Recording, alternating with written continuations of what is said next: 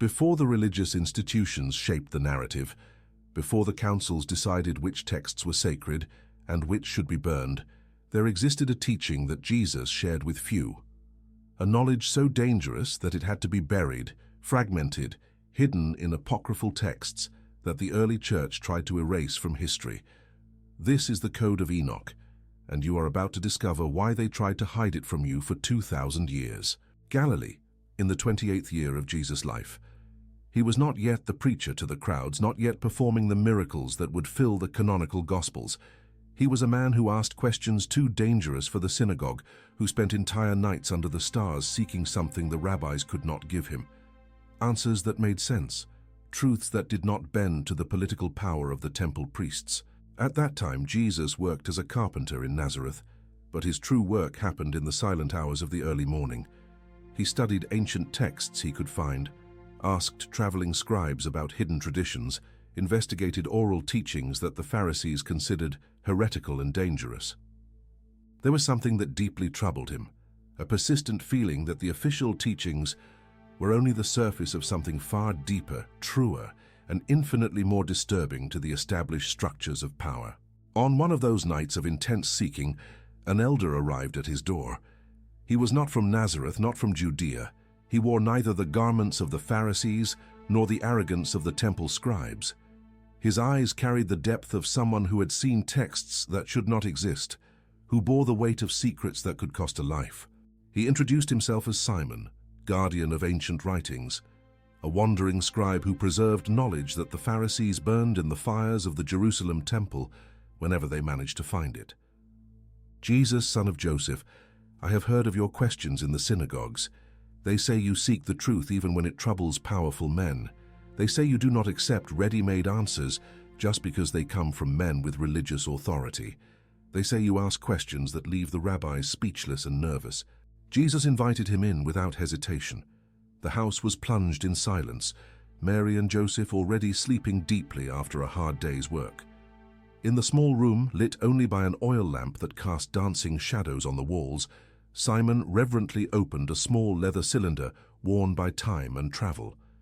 From inside, with hands trembling, revealing both reverence and fear of what he was about to share, he withdrew a parchment yellowed by centuries, covered in ancient Aramaic characters that seemed to dance in the weak, flickering light of the flame.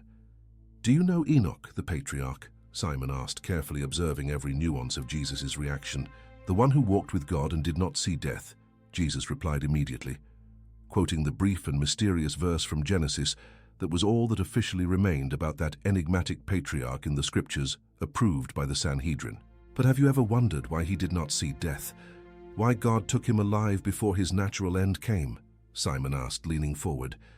"Because Enoch discovered something fundamental, a secret about the true divine nature, about what we really are as human beings, about the true relationship between the human and the divine that has nothing to do with what the priests teach. And that secret was written in extraordinary detail. Enoch left an entire book, extensive, full of revelations. But when the priests of Jerusalem finally read that book generations ago, they were utterly terrified. They immediately decreed that the Book of Enoch was too dangerous for ordinary people to access. They officially said it would confuse simple minds, lead to blasphemy and chaos. In truth, what they really feared was that this knowledge would completely destroy the entire religious power system they had built over centuries. Jesus felt his heart race in his chest. There had always been whispered rumors about forbidden texts, about ancestral knowledge that the religious elite kept for themselves while feeding the people diluted, simplified, and completely controllable versions of spiritual truth. He leaned over the ancient parchment, his eyes eagerly scanning the Aramaic lines he could decipher with some effort. Simon began to translate in a low voice, almost whispering, as if even there in the absolute silence of the night in small Nazareth, someone might be listening and come to arrest them for heresy. Enoch wrote about his extraordinary journey through the seven heavens. He describes in vivid detail how he was taken by angels through dimensions of reality and shown the deep secrets of creation that are hidden from ordinary humans. But it was not a vague, mystical journey full of incomprehensible symbolism. Enoch details precise cosmic structures, complex hierarchies of celestial beings, multiple dimensions of reality that our limited 5 physical senses cannot reach or perceive. He saw the Watchers, powerful beings who descended from heaven and mingled with primitive humanity. These Watchers were not fully divine like God, nor fully limited like us. They occupied an intermediate space, and they taught forbidden secrets to humans, advanced metallurgy to create tools and weapons, astronomy to map the heavens, medicine to heal diseases, writing to preserve knowledge, magic to manipulate invisible forces. But the greatest secret they revealed was not in any of those practical and useful arts. It lay in what they revealed about the true nature of God and the hidden divine nature within every human being. Jesus touched the delicate parchment with deep reverence, feeling the weight of centuries in his hands. What secret was that? His voice was almost inaudible, a whisper laden with anticipation. Simon took a deep breath, paused for a long moment as if about to cross a dangerous line from which there was no possible return. That God, the Creator we know and worship, is not the only power in the cosmos. That there are other equally vast powers, other dimensions of existence, other realities operating simultaneously at different frequencies.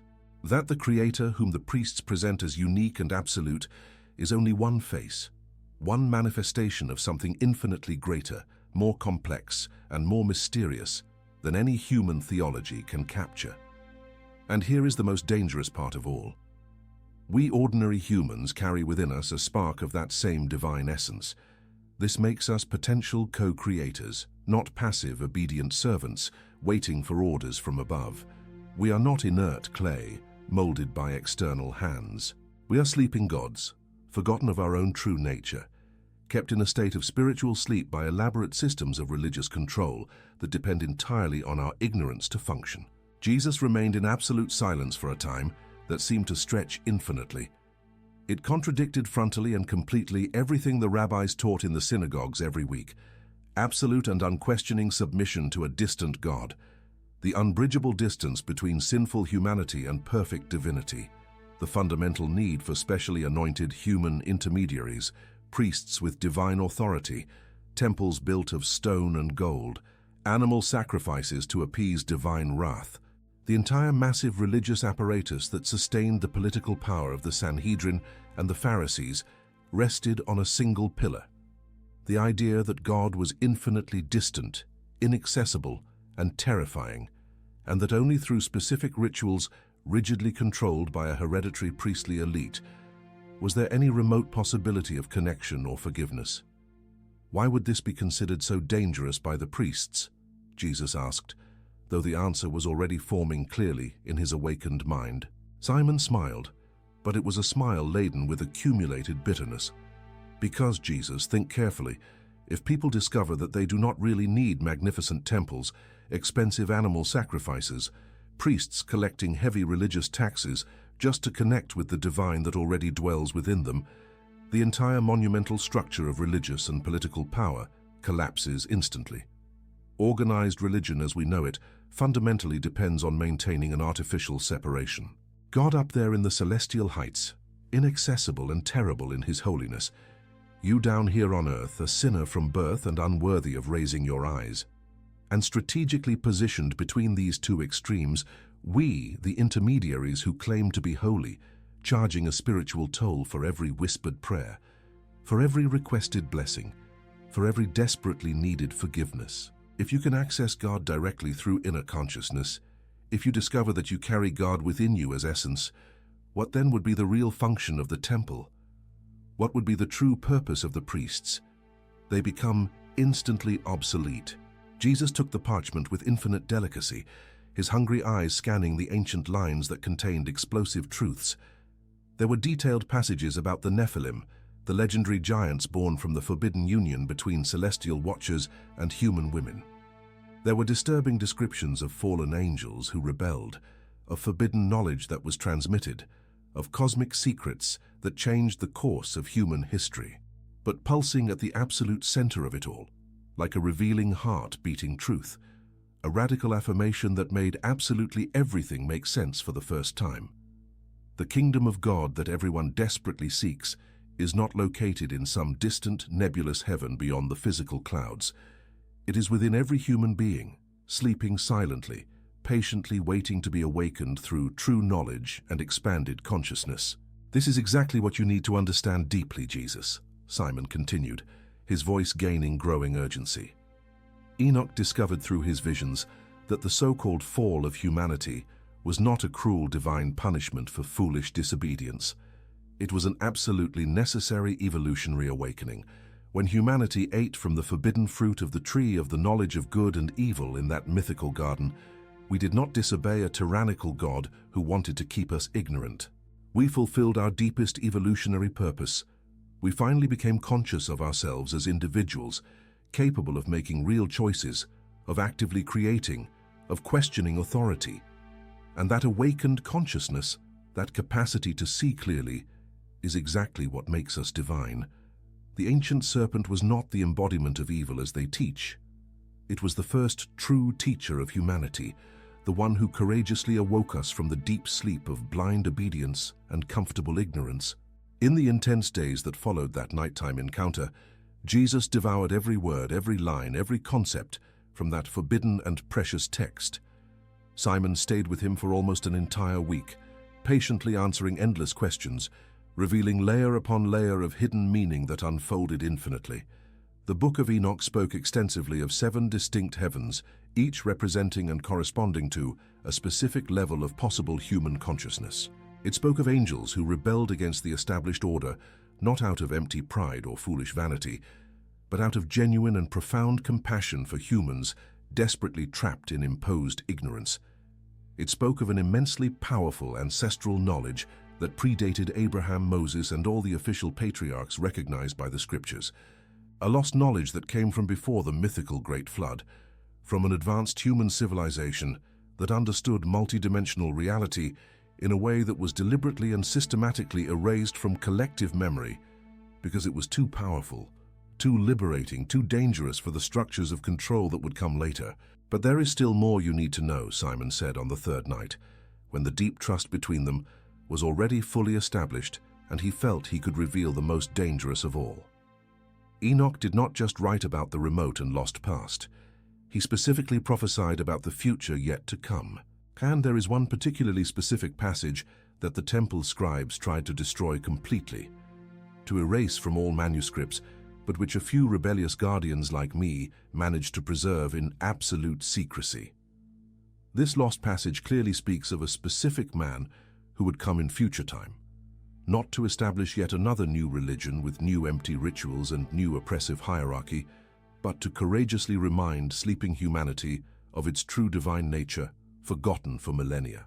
Jesus lifted his eyes from the parchment, his heart pounding violently in his chest. A feeling of profound recognition, almost of ancestral memory, began to emerge. This prophesied man would be specifically called the Son of Man, the exact title that Enoch himself used repeatedly for himself, clearly indicating not a special divinity separate from humanity, but rather the fully realized human potential. This man would come to teach that the expected kingdom does not come from outside as a celestial military invasion, but from within as a gradual awakening of consciousness. That the final judgment so feared is not an external arbitrary condemnation from an angry God keeping score, but the natural awakening of purified inner consciousness that finally sees everything clearly without veils.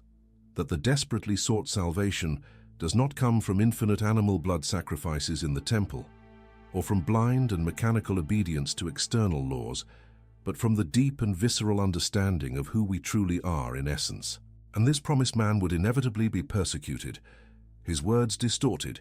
He would be turned into a dead idol by the very corrupt religious structure he came specifically to dismantle and expose.